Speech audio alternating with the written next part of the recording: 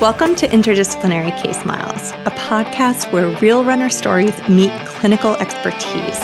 We discuss real cases that are anything from weekend warriors all the way to elite athletes, while using our evidence-informed approach. I'm Dr. Sara Raiser, a running medicine physician focusing on helping runners prevent and recover from running-related injuries while optimizing health and performance. I'm Kelsey Pontius, a sports dietitian helping runners to fuel smarter, recover better, and help avoid the risk of injury so that they can meet their goals. And I'm Dr. Mihevc Edwards. I'm a physical therapist and orthopedic specialist, and I've been treating for runners for over 15 years. And what I do is help them get back stronger and better. Hi, everybody. Welcome to Interdisciplinary Case Miles. And I am Kate, and of course, Sarah and Kelsey are with me today. Hi, guys. Hi. Hi. Today, we're going to go through a case that Kelsey brought to us. And this is going to be a female athlete who's in her mid to late 30s. She is a road runner, so she runs all different distances, but primarily on the roads. However, she does do hiking at altitude and does a lot of backpacking. She works from home, so she's sitting a lot of the day, and she doesn't probably eat consistent meals, right, Kelsey? Because of it. It's fair to say, or take a formal lunch break. Yep. And she is seeing a physical therapist, and who is also a pelvic health therapist. And this patient presented with butt pain on one side, and it's pain in the butt, but it also goes down the back of her leg to right about the back of her knee area. And so, Kelsey, I'm going to have you kind of start this case because it was one that you brought, but that's just the background. Go ahead. Yeah, so her physical therapist looped me in an email, kind of as how we've talked about in other episodes when, patients aren't getting the results that would be expected. A lot of times the red flag that comes up is like, oh, is there anything or inhibiting her healing from a nutrition standpoint? And so that was the conversation that the physical therapist started with me. And so I took her on as a client, and I thought it was really interesting that in her mind, this was separate, but she was also dealing with GI issues simultaneously. So she had a workup from a GI doctor, and they kind of just concluded that it was IBS. And so she dealt with both IBS-C and IBS-D symptoms and would have a lot of discomfort after eating. And so I assessed her, and there was some areas with trying to make her nutrition more towards healing and increasing her intake. But I think that the most interesting thing that I did with her was some GI testing. So tell me, Kate, if you want me to get into that, or if we should kind of cover her clinical picture a little bit more. I think you should explain what IBS-C and D are first, because I don't think most people just say IBS.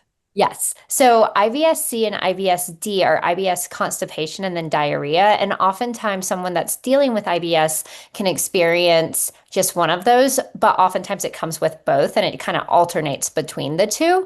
So yeah, that's kind of what she was dealing with. It would obviously cause some disruptions in her training.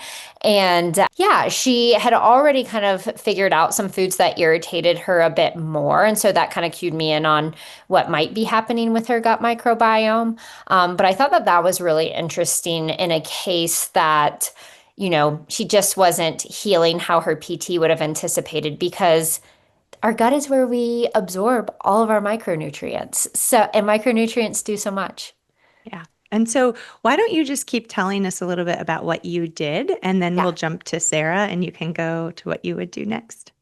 Yes. So first of all, as I always say on all of our podcasts, is I make sure that my clients are eating enough and they're eating consistently. So there are a few things that we needed to work on, especially working from home. Yes, we might have more regular access to food, but oftentimes, because she's in Colorado and trying to get out on hikes and everything, if you can squeeze 8 hours of work into 6 hours and not get disrupted, oftentimes that's where things like hydration and, your snacks get thrown out the door. So we covered that. And then something that we were chatting about before we hit the record button was oftentimes when my clients are having some gut related issues and I want more information, I do some gut testing that gets sent to a lab, essentially, actually in Atlanta, Kate.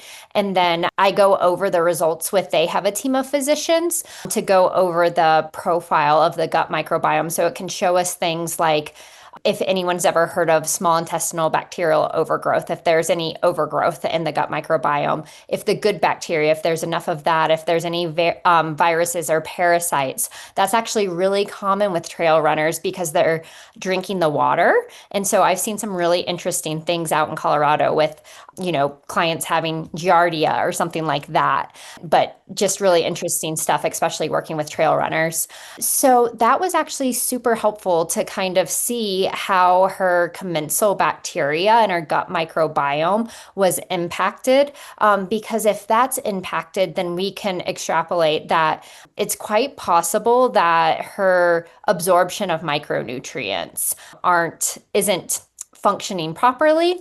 And specifically with nerves, we know that nerves are dependent on B vitamins and vitamin D and omega-3s for healing. And so there's probably more, but those are the first nutrients that my brain goes towards. And so that's why I really wanted to see if there was anything that we could find there.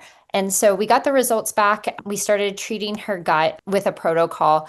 And yeah, a lot of the things that we worked on was adding a class of foods called polyphenols, which actually helps for the good bacteria in our gut to grow.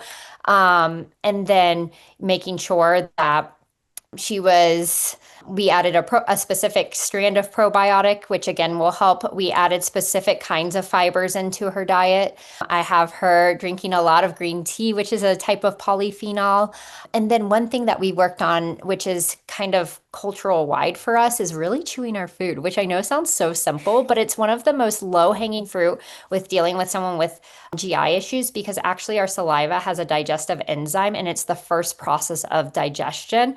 And so if we're trying to eat a meal that should take us 20 minutes in 10 minutes, then already our absorption of those nutrients are going to be compromised.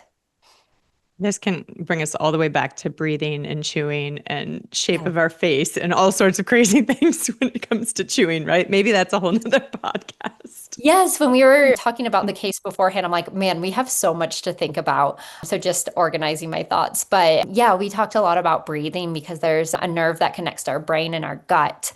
And so oftentimes if we're stressed all of the time, then we'll have gut issues. Or if we're not, we know athletes don't get into the parasympathetic nervous system state too often. That rest and digest system that allows for our gut to be regulated. And so with her, we've really worked on trying to do more breathing exercises. Sometimes I feel mean, but I'm like, okay, when we're having gut issues, do we need to she told me that her rest day was a 90-minute hike. And I'm like, yeah. So you're definitely not getting in Colorado at altitude. So you're definitely not getting into the parasympathetic nervous system state if you're exercising hard 7 days a week.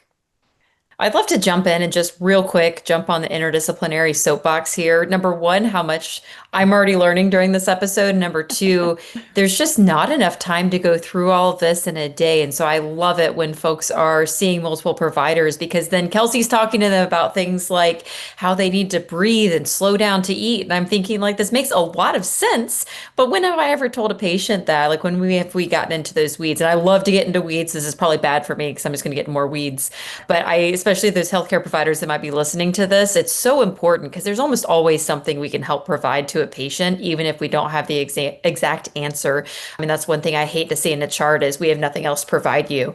There's always someone who can chat about these things, or even just talking about mental health. I mean, that's a huge component of gut health too, right? One thing I wanted to mention too, for anyone who's wondering what IBS is, it's irritable bowel syndrome. And so alternating constipation, diarrhea, they might be having bloating, or it could be related to anxiety. Generally, it's kind of that discombobulation between sympathetic and parasympathetic. And so certainly a lot of what, Kelsey, you've talked about, the breathing and just mindfulness and being aware of how you're eating. Because certainly, like this morning when I choked on an M&M, I need to take a breath for a second. Like, I don't have to inhale every mouthful of food that comes into my face. So it's a good reminder, just that in and of itself.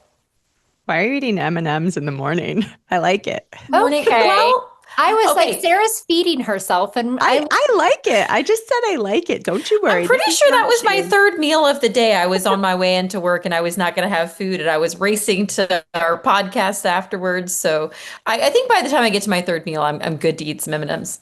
That's because you wake up at like 3 in the morning. I'm probably still It's sleeping by your third meal. it's because my kiddo would also like to wake up that early and I gotta beat him wake up sooner. All right, sorry, we digress. So, Sarah, actually, I want you to continue before I jump in here. I would like you to talk a little bit, again, some of the stuff that we talked about offline and how you would manage this specific case. And again, just to kind of bring it back for everybody, this person initially presented with butt pain and pain in the back of the thigh. So, she was told she had sciatic pain. And then she presented to Kelsey with some of the other nutritional deficits. So, what would you do at this point, Sarah? So pain in the butt is truly a pain in the butt so often with diagnostics. Sometimes it's really straightforward and we get an x-ray and someone's got arthritis and that explains it and their exam is exactly that. Other times it's more nerve pain and it's not super clear or it's both or their hamstring also hurts. There's so much that can go into it and certainly when we're talking about runners and repetitive use injuries, biomechanics plays a huge role in as well. But I think there's just so much that goes into the diagnostic piece of this. So usually I'm looking at both hip and back. And then I'm also trying to figure out, is there a musculoskeletal component to this, as in more like muscle tendon complexes? Do the joints look okay? And then also remembering that muscles and tendons can hurt when the joints are the underlying driver or there's a bone stress injury that's driving it. So these are really complex cases. Sometimes they can turn out to be really straightforward, but oftentimes we're looking at a lot of things. So the first time I see one of these patients, I very well may be doing just some very brief diagnostics, some x-rays, and then if things seem pretty straightforward, it's pretty manageable, I will usually get them onto physical therapy and kind of see where things go because Kate will have lots more time with them and we'll be able to do more assessment, oftentimes gathers a whole lot more information over that course of time. And oftentimes they get better. And so we don't need to do a lot of diagnostics. But if I'm seeing this person where 2 or 3 times, I'm the second or third opinion, or we're getting 2 and 3 months out and they're just not getting better, or, even worse, they're worsening, then I may be getting MRI, advanced imaging, trying to see what correlates. Because even if we see it on imaging, it doesn't mean it's symptomatic. So, if I get someone who's, I mean, 50s and above, we're going to see some level of arthritis, right? But it doesn't mean it has to hurt. So again, we're looking at, does that image correlate with what their clinical picture is like? Certainly if they have neurological issues, so they have frank weakness in their leg or ankle, they've got numbness that's there all the time. If they have bowel or bladder changes, so incontinence, numbness in their genital area, those are all red flags. And those are things that are going to get worked up sooner because we're concerned about some kind of compression in their back. But I usually, if those things are not happening, there aren't red flags, then we're kind of working this up based on how the patient is kind of driving next steps. So if we get to the point that we've gotten imaging, so say if their lumbar spine, so their lower back, as well as their pelvis, maybe an arthrogram of their hips to be able to look at the soft tissue structures in the hip joint a little bit. And we've got some confusing signs and signals. That's when sometimes I'll offer some stepwise injection options. Sometimes that's just diagnostic, meaning a little bit of lidocaine, some numbing medicine to see if that takes their pain away. Because like I said, just because we see it on imaging doesn't mean it's actually symptomatic. So these are oftentimes really complex workups. And again, I'm kind of driving how much of this we do based on what the patient wants to do, as well as have we kind of done the basics. Oftentimes, the first things that are happening in physical therapy are going to address a lot of these different things, especially if there's, they've got hip abductor weakness on exam and their single leg squat's no good. I think there's a lot of things that we can work on initially before kind of doing that diagnostic workup. So without the red flags, I let them kind of drive next steps. Great. And then, so I want to back it up a little bit. Sometimes I'll see this person before someone like Sarah will see this person. Sometimes I won't, but I want to talk a little bit about the sciatic nerve in general. So when people come in and tell me I have sciatica, I immediately think, no, you don't. Because so often, and I don't want to be rude, but so often it's something else. And you already addressed that, Sarah, that a lot of times it's coming from somewhere else. It's referred from another area.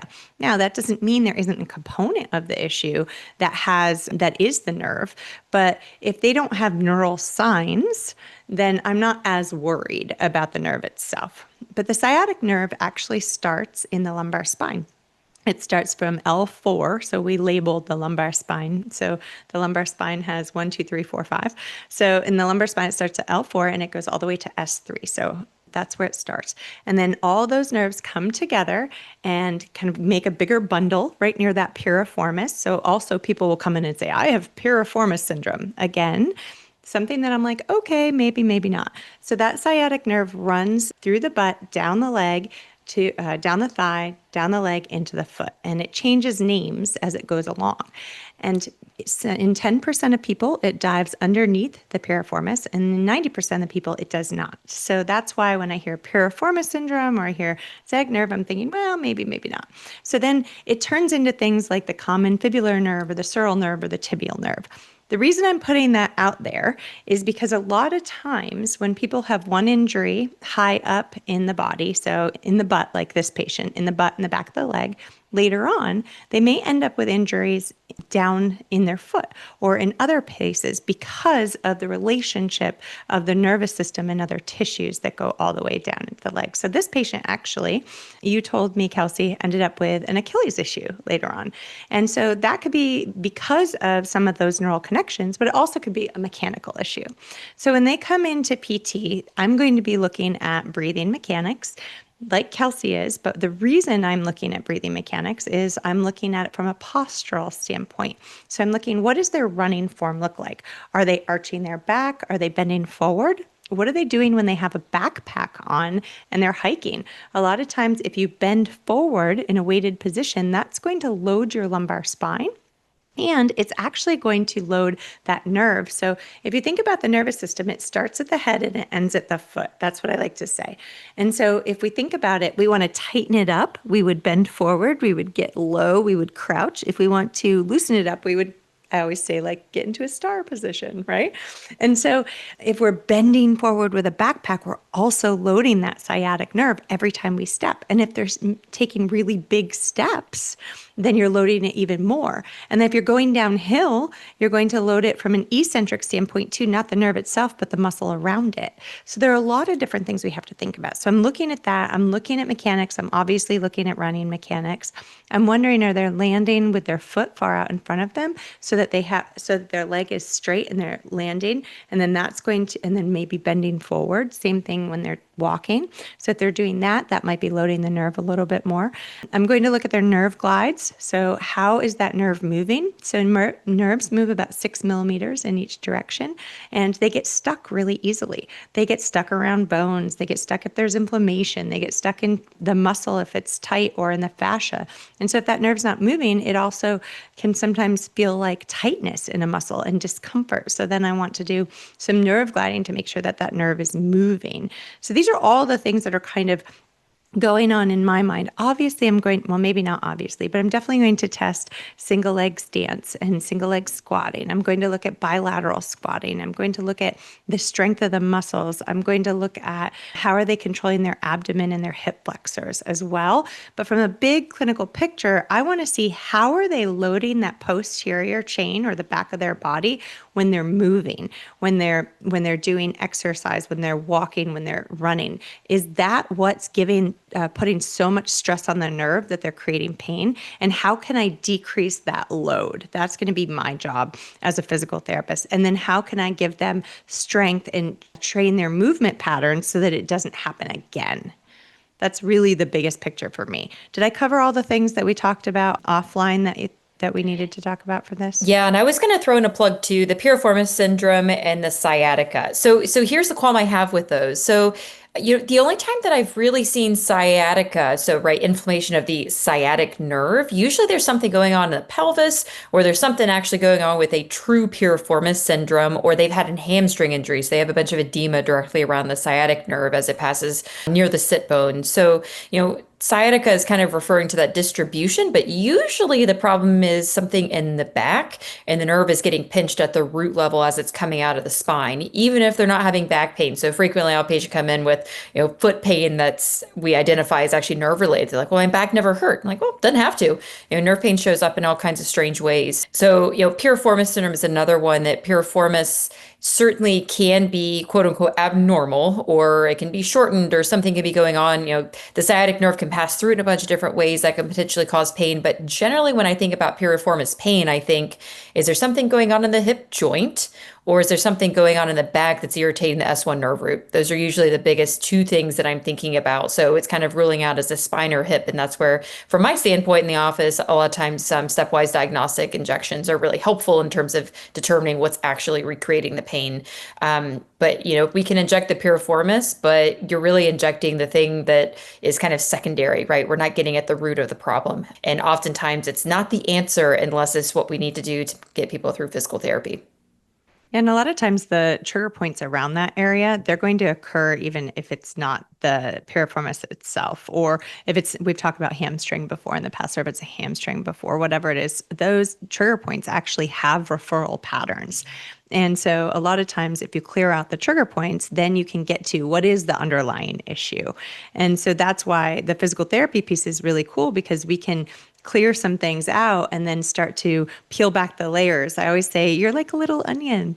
We just have to we just have to peel back the layers of the onion and see what's happening and how you're moving and what tissues are impacted and what's referring to the area, so we can break it down.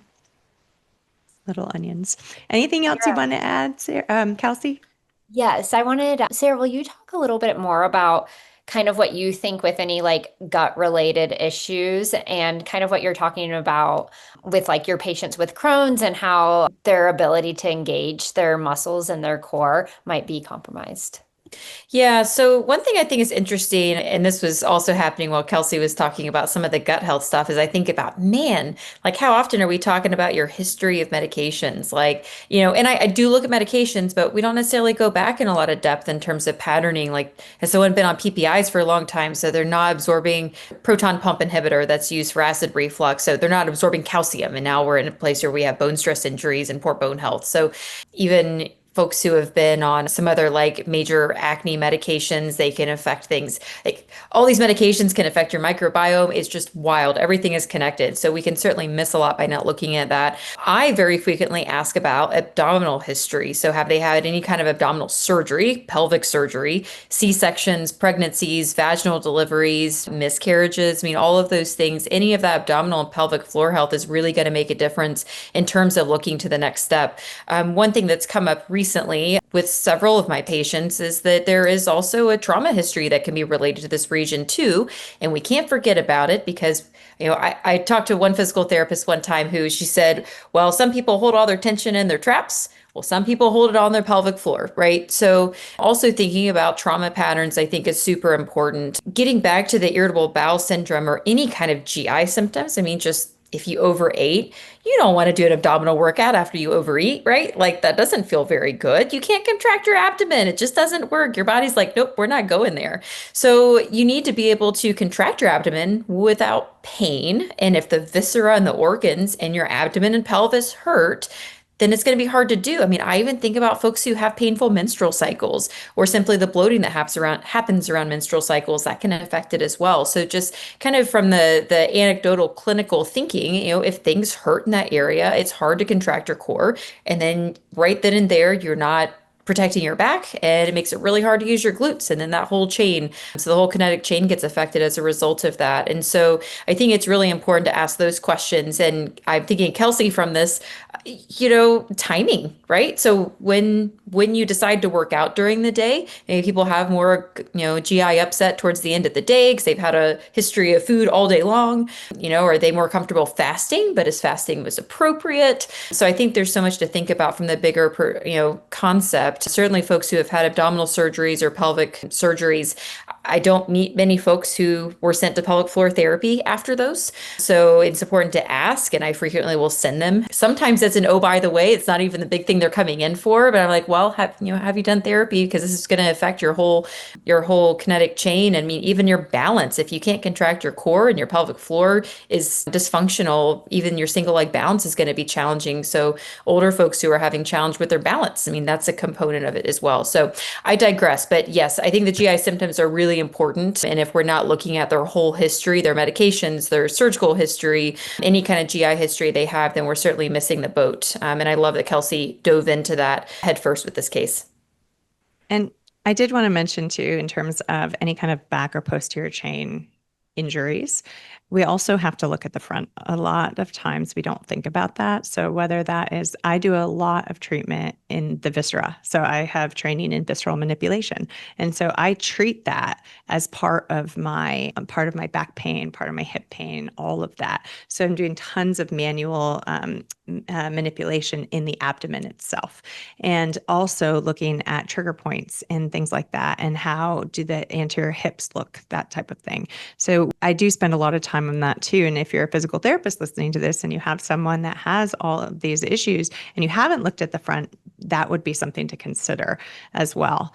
The other thing I want to bring up that Kelsey and Sara have both mentioned is recovery and stress when it comes to these injuries. So the athlete that we were talking about, this mid-30s, very active female who has pain in the back of the hip and the back of the leg, whose recovery or, rest day is 90-minute hiking, is definitely a red flag for me, because they're not recovering at all. So we get stronger when we are actually recovering, stopping the exercise. It's after we do the exercise that our muscles, our tendons, our bones, our ligaments, everything gets stronger.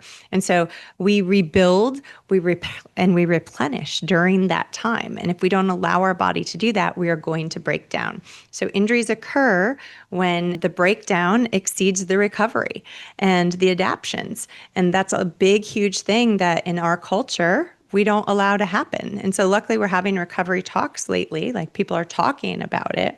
But the biggest things for recovery are sleep, relative rest, and nutrition. Anything else to add? We'll kind of circle back because we're getting here to the end. Kelsey, why don't you kind of give us, if you have anything else to add, and then, give us our number 1, 2, or 3 things that you want people to take home from this particular case.